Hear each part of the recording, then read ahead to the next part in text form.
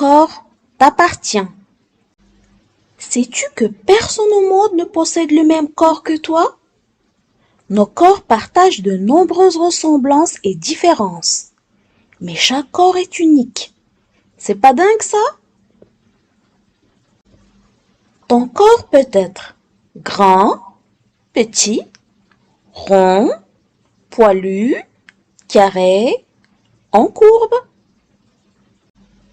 Quelle que soit sa forme, ton corps est très, très précieux et il t'appartient.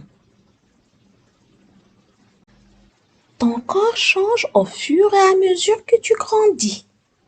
Tu l'avais remarqué? Ton corps peut devenir plus grand, plus petit, plus rond, plus poilu, plus carré, plus rebondi. Quelles que soient ces modifications, ton corps sera toujours très, très précieux. Ton corps t'appartient. Lorsque quelqu'un te touche et que cela te gêne, dis-lui. Surtout si cela te fait mal ou si tu ne te sens pas bien. Ce n'est pas toujours très facile, mais tu as tout à fait le droit d'exprimer ta gêne. Tu peux dire « Je n'aime pas que tu me touches » ou « Arrête de faire ça ». Tu peux aussi dire « Non » avec fermeté. Si la personne ne t'écoute pas, tu peux t'en aller ou même crier. N'oublie pas, peu importe de qui il s'agit, si une personne te touche d'une façon que tu trouves désagréable, tu as toujours le droit de dire non, même s'il s'agit d'une personne que tu aimes ou qui te dit qu'elle t'aime, parce que ton corps t'appartient à toi et à personne d'autre que toi. Ne laisse personne essayer de te faire croire le contraire. Si pour une raison quelconque cette personne ne t'écoute pas, ne t'inquiète pas. Ce n'est pas de ta faute. Ce n'est jamais de ta faute. Raconte ce qui s'est passé à tes parents.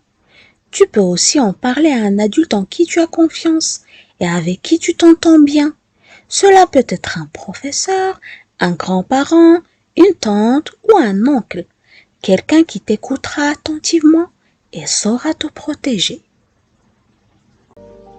Ton corps est précieux. Tu dois donc en prendre soin.